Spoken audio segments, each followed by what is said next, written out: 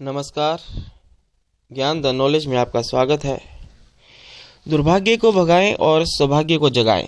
जी हाँ, कुछ काम आपको बताने जा रहे हैं जिन्हें आप अपनी रोजाना की आदत बना लें तो फटाफट दूर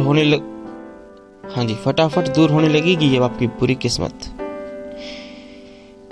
यदि पुरानी मान्यताओं को माना जाए तो हमें मिलने वाली असफलताएं और आर्थिक तंगी को शुभ कामों से दूर किया जा सकता है। इन मान्यताओं के पीछे पाप पुण्य के नियम काम करते हैं। ये जो हमारा दुर्भाग्य या सौभाग्य है, जो हमारा किस्मत है, ये हमारे अच्छे और बुरे कर्मों का प्रतिफलन है। ये ऐसा नहीं है कि परमात्मा ने लिख दिया है हमारे कर्म में हमारे भाग्य में ऐसा होना है तो वैसा होगा। ये परमात्मा ने नहीं लिखा, ये हमने खुद लिखा है। कैसे लिखा है? प्रकृति का नियम है कि हम अगर शुभ कार्य करते हैं, शुभ कर्म यानी अच्छे कर्म करते हैं, तो भविष्य में हमें इनका अच्छा फल मिलता है। अगर बुरे कर्म करते हैं तो हमें बुरा फल प्राप्त होता है। तो हमारा जो भाग्य है वो हमारे कर्मों का शुभ या अशुभ उसका प्रतिफलन है। तो पुण्य बढ़ाने वाले काम करेंगे तो भविष्य में इनके असर से गरीबी दूर की जा सकती है। तो आइए जानते हैं दुर्भाग्य दूर करने वाले कुछ काम।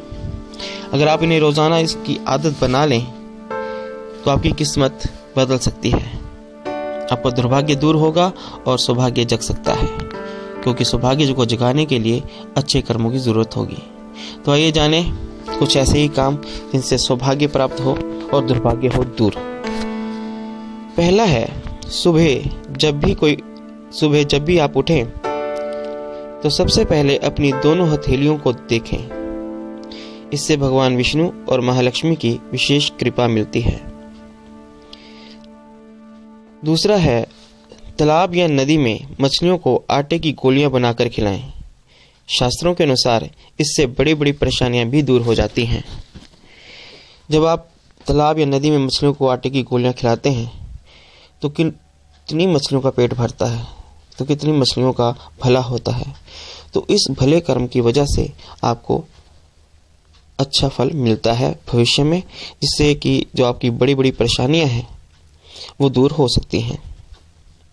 जाती हैं। आगे है, रोज सुबह तुलसी को जल चढ़ाएं और शाम को तुलसी के पास दीपक जलाने का उपाय शुरू करें। रोज सुबह तुलसी का एक पत्ता निगलें। आगे है, पूजा के बाद पूरे घर में शंख और घंटी बजाएं।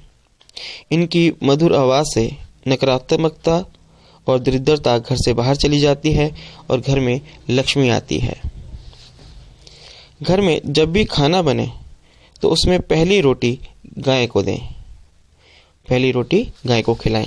इससे घर परिवार में सभी देवी देवताओं की कृपा बनी रहती है, क्योंकि कहा जाता है कि गाय में सभी देवी देवताओं का निवास होता है।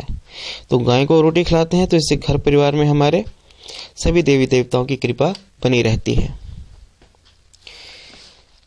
किसी भी जरूरी काम पर जाने से पहले माता पिता का आशीर्वाद अवश्य लें।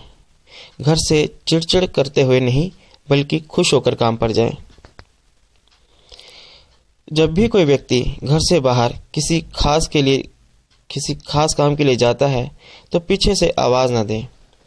मतलब कि जाते समय टोकना नहीं चाहिए, ये अशुकन होता है।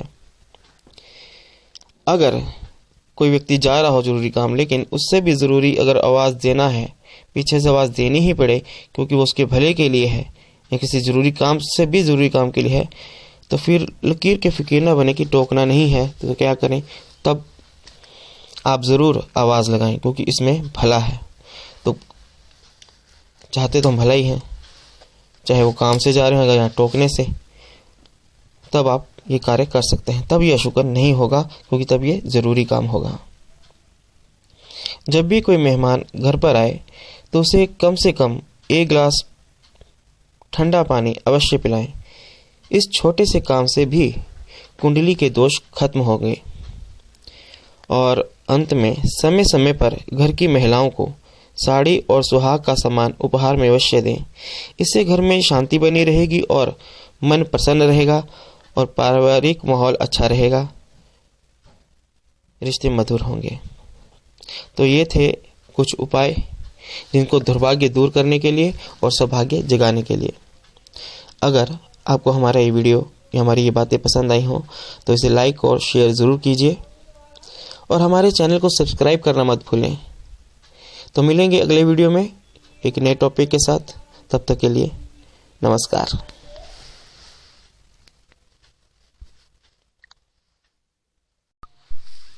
नमस्कार।